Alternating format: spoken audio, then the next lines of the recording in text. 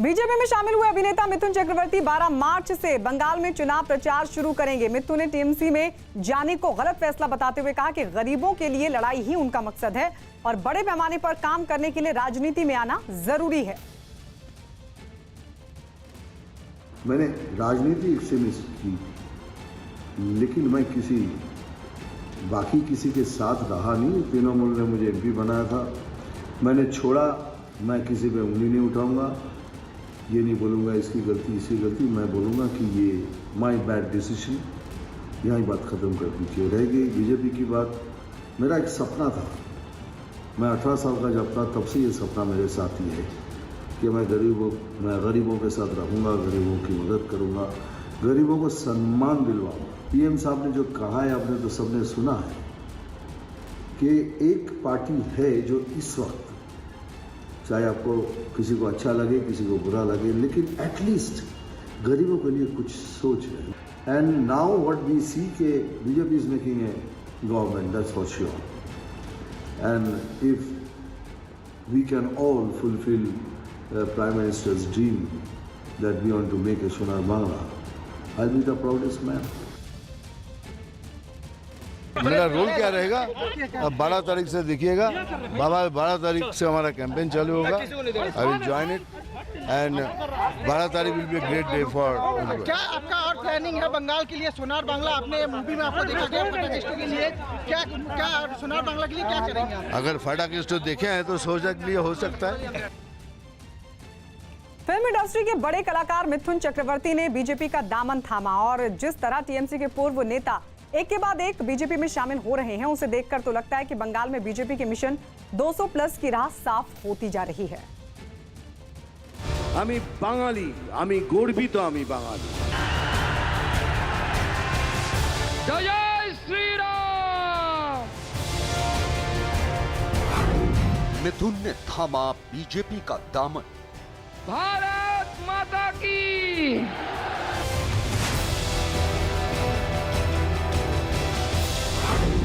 मिथुन हुए बीजेपी में शामिल।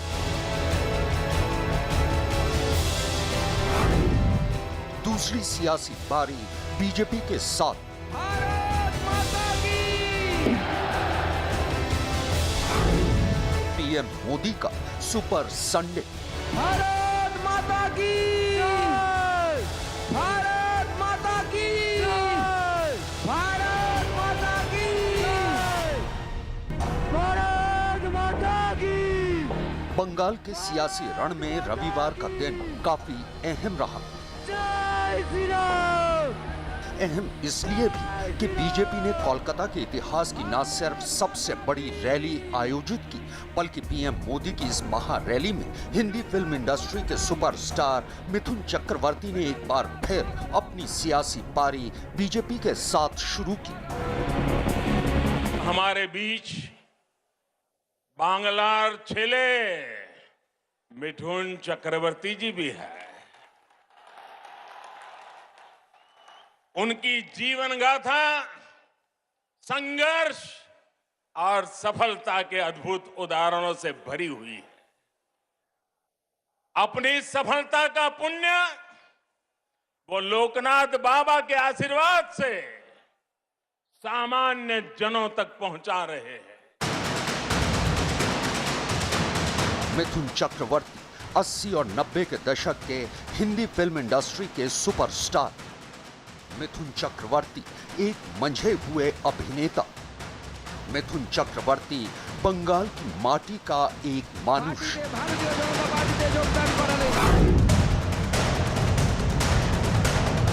प्रधानमंत्री नरेंद्र मोदी को सुनने के लिए जिस परेड ग्राउंड पर जन सैलाब उमड़ा था, प्रधानमंत्री के भाषण के लिए जो मंच तैयार था, उसी ब्रिगेड मैदान में जब बंगाल की बड़ी हस्तियों में शुमार मिथुन चक्रवर्ती पहुंचे और मंच पर उन्होंने बीजेपी का झंडा थामा तो लोगों का उत्साह हिलोरे मारने लगा।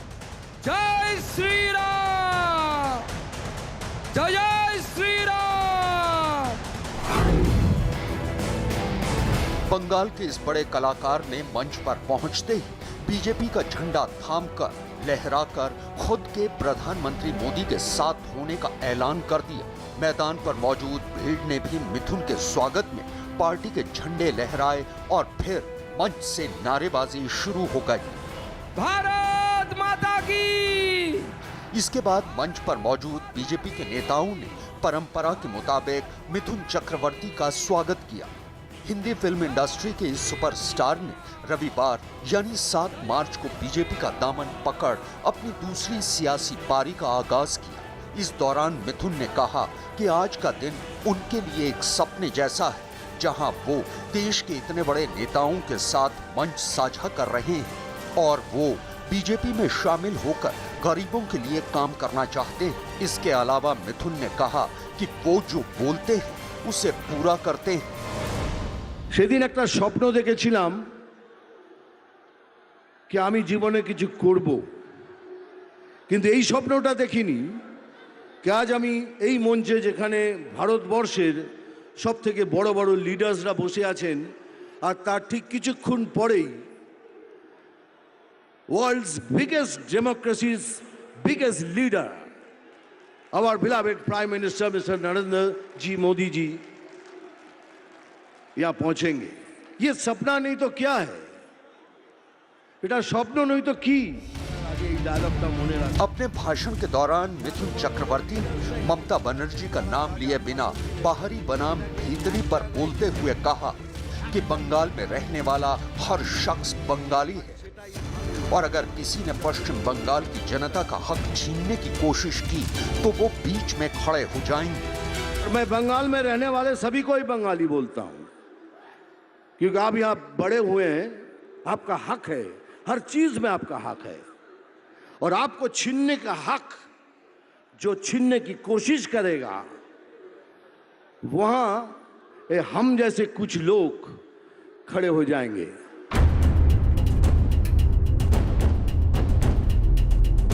मिथुन चक्रवर्ती पूरे देश में मिथुन दा के नाम से भी मशहूर हैं। इसके अलावा उन्हें एक खास अंदाज में फिल्मी डायलॉग बोलने के लिए भी जाना जाता है और जाहिर सी बात है कि अब बंगाल चुनाव प्रचार में मिथुन दा भी बीजेपी के स्टार प्रचारकों में से एक होंगे। जनता से बात करते हुए मिथुन ने भी अपने खास अंदाज में कहा कि वो जो बोलते हैं वो करते हैं और वो पानी का सांप नहीं बल्कि कोबरा है। আমি জল ঢোড়াও নই, বেলে বোড়াও নই, আমি একটা কোবরা। मिथुन चक्रवर्ती बीजेपी में शामिल होंगे, इसके संकेत उसी वक्त से मिलने लगे थे जब 16 फरवरी को उन्होंने आरएसएस प्रमुख मोहन भागवत से मुलाकात की थी। इसके बाद पीएम मोदी की रैली से पहले कैलाश विजयवर्गीय समेत बीजेपी के कई नेताओं ने इसकी संभावना जताई। बाद में खुद मिथुन ने भी बीजेपी नेताओं से कहा कि वो पीएम की रैली में उनसे मंच पर मुलाकात करना चाहते हैं और अब जब वो बीजेपी में शामिल हो चुके हैं तो उनका कहना है कि वो ग्लोरियस बंगाल देखना चाहते हैं। Now what we see कि BJP is making a government, that's for sure. And if we can all fulfill Prime Minister's dream that we want to make a Sonar Bangla, I'll be the proudest man. ये मिथुन चक्रवर्ती की दूसरी सियासी पारी है। इससे पहले ममता बनर्जी उन्हें टीएमसी में लेकर आई थी। 2011 में वो टीएमसी से राज्यसभा सांसद भी रह चुके हैं, लेकिन शारदा घोटाले में नाम आने के बाद उन्होंने न सिर्फ राज्यसभा से इस्तीफा दे दिया था बल्कि टीएमसी से भी नाता तोड़ लिया था। और आज जब एक बार फिर मिथुन चक्रवर्ती ने अपनी सियासी पारी बीजेपी के साथ शुरू की है तो बीजेपी के कई बड़े नेताओं ने उनके पार्टी ज्वाइन करने पर अपनी खुशी जाहिर की है।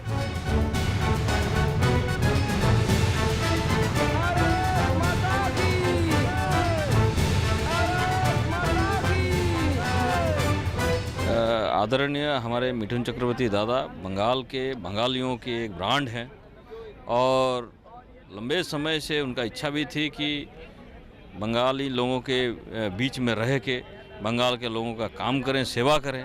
इसी नाते वो माननीय प्रधानमंत्री जी के नेतृत्व में भाजपा ज्वाइन किए।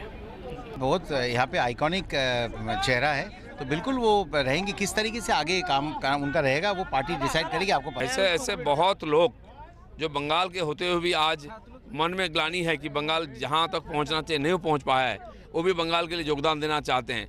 दिनेश त्रिवेदी भी आए थे, आज मिठुन जी आए हैं, कल और कई लोग पार्टी में योगदान करेंगे। जो लोग बंगाल के लिए काम करना चाहते हैं, आगे करना चाहते हैं, सब आ रहे हैं। हम सबको लेके आगे बंगाल का परिवर्तन करेंगे। यकीनन रविवार बीजेपी के लिए सुपर संडे रहा, क्योंकि जिस तरह टीएमसी के पूर्व नेता एक के बाद एक बीजेपी में शामिल हो रहे हैं, उसे देखकर तो लगता है कि बंगाल में बीजेपी के मिशन 200+ की राह साफ होती जा रही है।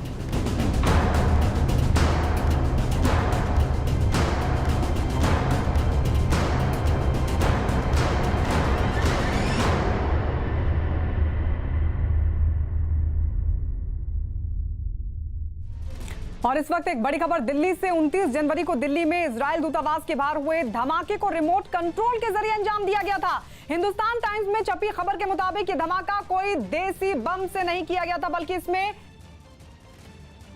पीटीएन या फिर एएनएफओ जैसे विस्फोटक का इस्तेमाल किया गया था। हालांकि लैब की रिपोर्ट आनी अभी बाकी है। इसके अलावा अभी तक की जो जांच हुई है उसमें यह भी पता चला है कि सोशल मीडिया में जानबूझकर इस धमाके के पीछे आईएस का हाथ होने की बात फैलाई गई, जबकि धमाके के पीछे ईरान की इस्लामिक रिवॉल्यूशनरी गार्ड का इजराइल के खिलाफ चलाया जा रहा अभियान था। साथ ही यह भी जानकारी मिली, यह भी खुलासा हुआ है कि इजराइल दूतावास के बाहर धमाके के लिए लोकल मॉड्यूल का इस्तेमाल किया गया था। जांच में यह भी बात सामने आई है कि बम की तीव्रता इसलिए ज्यादा नहीं रखी गई ताकि किसी भी व्यक्ति को नुकसान हो, भारत के साथ ईरान के संबंध खराब नहीं हो। तो हिंदुस्तान टाइम्स की तरफ से यह जानकारी दी गई है। जो रिपोर्ट छपी है उसके मुताबिक धमाके के पीछे ईरान का हाथ था। जांच एजेंसियों की तरफ से यह बड़ा दावा 29 जनवरी को जो धमाका हुआ था, बताया जा रहा है कि रिमोट कंट्रोल के जरिए उसको अंजाम दिया गया था। दिल्ली धमाके के पीछे ईरान का हाथ था, लेकिन तीव्रता इसलिए कम रखी गई थी ताकि किसी को नुकसान ना हो और ईरान के साथ भारत के संबंध भी खराब ना हो। मुंबई के पास पनवेल इलाके में गोदाम में भीषण आग लग जाने की वजह से अफरा तफरी मच गई। यह हादसा जिस जगह पर हुआ वहां आसपास कई दूसरी इमारतें भी थीं, जिनके बीच से अचानक आग की लपटें उठने लगीं और धुएं का गुब्बार ऐसे फैलने लगा जैसे कोई ज्वालामुखी फटा हो। इसे देखकर पूरे इलाके के लोग खौफ से भर गए। तुरंत ही दमकल की कई गाड़ियां वहां पहुंची और इस भीषण आग को बुझाने का काम शुरू कर दिया गया, लेकिन इस काम में कई घंटों का वक्त लग गया। तब तक गोदाम में रखा लाखों रुपयों का सामान जलकर राख हो चुका था। आग किस वजह से लगी इसका पता नहीं चल पाया। बंगाल में जिस परिवर्तन और विश्वास की बात पीएम मोदी ने की है उसका सीधा सीधा बंगाल की जनता से कनेक्शन है, क्योंकि बीते दशकों में बंगाल की जिस जनता को नारों के नाम पर ठगा गया है, अब उसी जनता का विश्वास और भरोसा बीजेपी जीतना चाहती है। इसलिए मुद्दों के चक्रव्यूह के साथ बंगाल की सत्ताधारी टीएमसी को घेरा जा रहा है।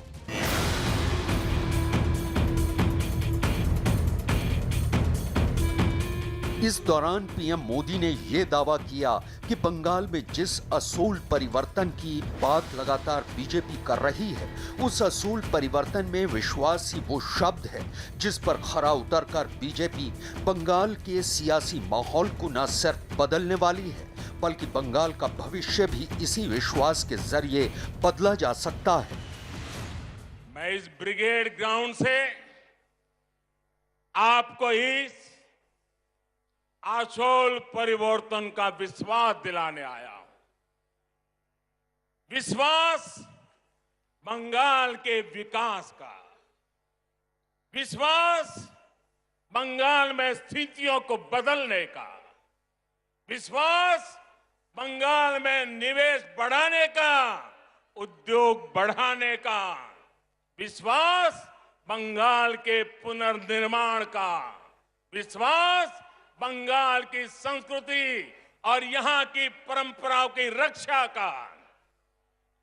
मैं विश्वास दिलाने आया हूं कि आपके लिए, यहां के नौजवानों के लिए, यहां के किसानों के लिए, उद्यमियों के लिए, यहां की बहनों बेटियों के विकास के लिए हम 24 घंटे दिन रात मेहनत से काम करेंगे, हम मेहनत करने में कोई कमी नहीं रखेंगे। इतना ही नहीं, पीएम मोदी ने मंच से ये दावा भी किया कि बीजेपी बंगाल में जिस परिवर्तन का दावा कर रही है, उस परिवर्तन में हर किसी को बराबरी का हक दिया जाएगा। उस परिवर्तन में ना स्थानीय भेद रहेगा, ना मजहब का भेद रहेगा, हर किसी को बराबरी का हक दिया जाएगा। आशोल परिवर्तन मतलब ऐसा बंगाल जहां हर क्षेत्र, हर वर्ग की विकास में बराबर की भागीदारी होगी। उत्तर बंगाल हो या दक्षिण बंगाल हो, पश्चिमांचल हो या जंगल महल, आदिवासी हो या दलित, पिछड़े हो, वंचित हो, शोषित हो या हमारे शरणार्थी भाई बहन, सभी पर एक बराबर ध्यान दिया जाएगा। जहां सबका साथ, सबका विकास, सबका विश्वास शासन का मंत्र होगा, जहां उन्नयन सबका होगा, तुष्टीकरण किसी का नहीं, जहां घुसपैठ को रोका जाएगा, घुसपैठियों को रोका जाएगा। जय श्री राम। जय श्री राम के नारों और वंदे मातरम की गूंज के बीच पीएम मोदी ने बंगाल के लोगों को यह लिखित भरोसा दिलाने की भी कोशिश की कि बीते कई दशकों में बंगाल ने जो कुछ खोया है, बीजेपी हर हाल में उसे वापस दिलाकर रहेगी।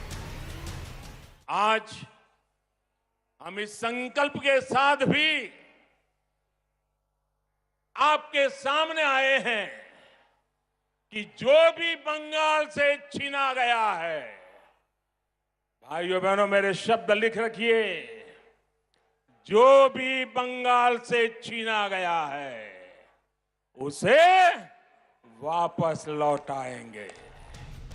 बंगाल में भ्रष्टाचार के मुद्दे को हवा देते हुए पीएम मोदी ने ममता सरकार को कटघरे में खड़ा किया। उन्होंने बंगाल सरकार पर निशाना साधते हुए कहा कि अगर बंगाल में कमीशनबाजी की समस्या ना होती तो कई रुके हुए कामों को वक्त से पहले पूरा कर लिया गया होता। लेकिन बीजेपी अब उसी रुकी हुई, ठहरी हुई व्यवस्था को रफ्तार देने का काम करेगी। इनकी कमीशनबाजी की वजह से कोलकाता एयरपोर्ट से जुड़े हुए कई काम देखिए कब तक रुके हुए हैं। ऐसे रुके हुए हर काम को भाजपा सरकार में तेज गति दी जाएगी।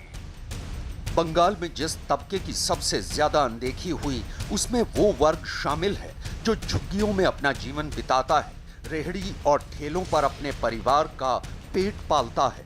यहाँ भी पीएम मोदी ने लोगों को भरोसा दिलाया कि बंगाल में बीजेपी की सरकार बनते ही इन लोगों के जीवन में उजाला भरने का काम किया जाएगा।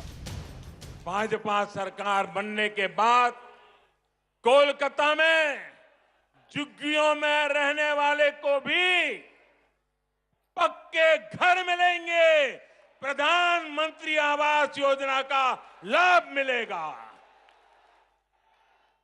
रेहड़ी और ठेला लगाने वाले हमारे भाई बहनों को भी भाजपा सरकार में स्वनिधि योजना का लाभ तेज गति से दिलाया जाएगा। कानून व्यवस्था और लाल फीताशाही जैसे मुद्दे बंगाल में हमेशा से जनता की परेशानी का सबब रहे हैं। लिहाजा पीएम मोदी ने ब्रिगेड परेड मैदान के मंच से इस बात का भी वादा किया कि सिस्टम में पारदर्शिता लाना और हर एक तबके तक सहूलियतों को पहुंचाना ही बीजेपी का एकमात्र लक्ष्य है। पश्चिम बंगाल में आशोल परिवर्तन के लिए गांव और शहरों के स्थानीय शासन यानी ग्राम पंचायत, नगर निगम और नगर पालिकाओं के शासन में पूरी पारदर्शिता भी उतनी ही जरूरी है। और इस वक्त एक बड़ी खबर आ रही है महाराष्ट्र के नागपुर से, जहां एक कंपनी में अचानक से आग लग गई। ये आग कैसे लगी इसका पता तो नहीं चल सका है, लेकिन कुछ ही देर में ये आग पूरी कंपनी में फैल गई। आग लगने की जानकारी मिलते ही दमकल विभाग की कई गाड़ियां मौके पर पहुंची और आग बुझाने के काम में जुट गई, लेकिन आग इतनी भीषण थी कि उस पर काबू पाना आसान नहीं था। ये तस्वीरें हम आपको दिखा रहे थे कि किस तरीके से ये जबरदस्त तरीके से आग लगी। फिलहाल दमकल कर्मी आग बुझाने के काम में जुटे हुए हैं। तो किस तरीके से ये आग लगी है ये अभी तक जानकारी नहीं मिल पाई है, लेकिन जबरदस्त तरीके से ये भीषण आग और इस धुएं के उठते गुब्बार को देखकर आप अंदाजा लगा सकते हैं, क्योंकि कहा यह जा रहा है कि पूरी की पूरी जो कंपनी है वो जलकर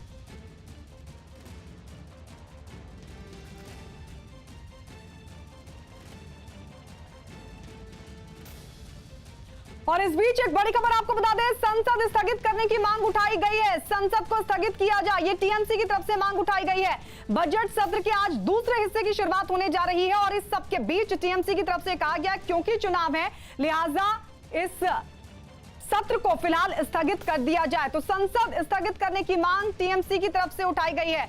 आपको बता दें बजट सत्र दो हिस्सों में, पहला हिस्सा कंप्लीट हो चुका है, दूसरे हिस्से की आज से शुरुआत और इस सब के बीच टीएमसी की तरफ से यह मांग उठाई गई है और यह हवाला दिया गया है कि क्योंकि चुनाव है लिहाजा इसे स्थगित किया जाए, सत्र को स्थगित किया जाए, संसद को स्थगित किया जाए। संसद को स्थगित करने की मांग टीएमसी की तरफ से उठाई गई है। इस वक्त की बड़ी खबर आपको बता दें, आज दूसरे हिस्से की सत्र की शुरुआत होने जा रही है और इस सब के बीच कई ऐसे बिल हैं जिसको सरकार पास कराना चाहती है, कई ऐसे प्रस्ताव हैं जो लाने हैं, लेकिन इस सब के बीच जो बड़ी जानकारी निकलकर सामने आ रही है वो ये कि टीएमसी चाहती है कि संसद सत्र ना चले। ये जो दूसरे हिस्से की आज शुरुआत होने जा रही है वो ना चले, टीएमसी की तरफ से ये हवाला दिया गया। ये देखिए तस्वीर भी हम आपको दिखा रहे हैं। दरअसल महंगाई के मुद्दे पर टीएमसी लगातार केंद्र सरकार को घेर रही है और इस सब के बीच जहां 5 राज्यों में चुनाव है, जिनमें से एक पश्चिम बंगाल भी है, पश्चिम बंगाल जहां लगातार बीजेपी अपनी जीत का दम भर रही है और इस सब के बीच अब टीएमसी की तरफ से यह मांग की गई है कि सत्र को स्थगित कर दिया जाए, संसद को स्थगित कर दिया जाए क्योंकि चुनाव होने हैं। तो चुनावों के बीच आज बजट सत्र के दूसरे हिस्से की आज से शुरुआत होने जा रही है। हम सीधे रुक कर लेते हैं, हमारे सहयोगी आशिका कोलकाता से जुड़ गई हैं। आशिका, क्या कह रही है टीएमसी? देखिए, ये चिट्ठी लिखी है स्पीकर के नाम पे, टीएमसी की तरफ से लिखी गई है, डेरेक ओब्रायन ने लिखी है, जिसमें ये मांग की गई है क्योंकि 5 राज्यों में चुनाव है और जो सांसद हैं उनको अपने क्षेत्र में रहना, चुनाव प्रचार करना जरूरी है। इस वजह से जो फिलहाल पार्लियामेंट सेशन है उसको स्थगित किया जाए। आशिका, इसको लेकर जवाब आने, क्योंकि आज से तो शुरू होने जा रहा है सत्र, तो इसको लेकर अब जवाब की उम्मीद क्या है और क्या इसके आगे भी कोई रणनीति अगर नहीं मानी जाती है बात, क्योंकि सत्र को लेकर इस तरह की मांग क्या इससे पहले भी कभी उठी है और इसको लेकर क्या सरकार की तरफ से क्या रिएक्शन रहता है? अभी ये चिट्ठी लिखी गई है डेरेक ओब्रायन की तरफ से। अब आगे दिन में ये साफ होगा कि सरकार का क्या रुख है या फिर स्पीकर जिनसे ये मांग की गई है वो क्या कहते हैं इसको लेकर के, क्या ये सेशन जो है स्थगित किया जा सकता है या नहीं, क्योंकि ये जानकर कि चुनाव है ये सेशन रखा गया है और ये किया जा रहा है, तो जाहिर है कि सरकार के लिए ये स्वीकार्य है और ऐसे में तृणमूल की मांग जो है उसको तवज्जो ज्यादा नहीं। ठीक है आशिका, तो ये स्पीकर को चिट्ठी लिखी गई है टीएमसी की तरफ से, सरकार का क्या रुख रहता है, स्पीकर का क्या रहता है, ये देखना होगा।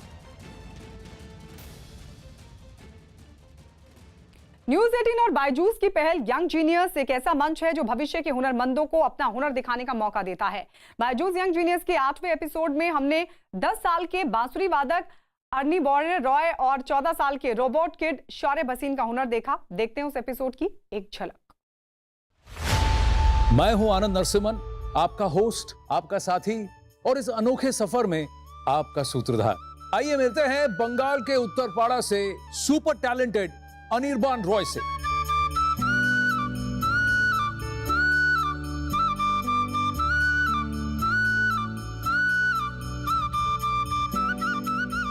अनिर्बान, दिन में आप कितने घंटे का रियाज करते हैं? मॉर्निंग में 4 घंटा और इवनिंग में 2 घंटा। तो हार्ड वर्क के बगैर जीनियस मुझे लगता है कोई भी है। भूल भी की रे हाय ओ সেই চোখের দেখা প্রাণের কথা সে কি ভোলা যায়।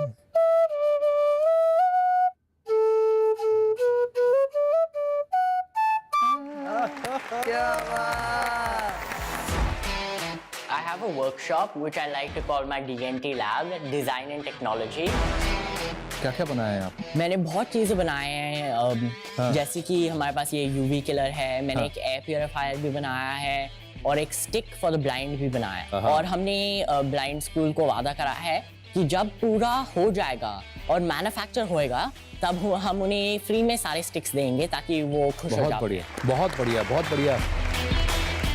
मुझे तो गर्व है शौर्य पर, क्योंकि इतने छोटे उम्र में ये औरों का हित सोचते हुए इनोवेट कर रहे हैं। बहुजन हिताय बहुजन सुखाय। So great Shaurya, I am so proud of you for that. Thank you sir.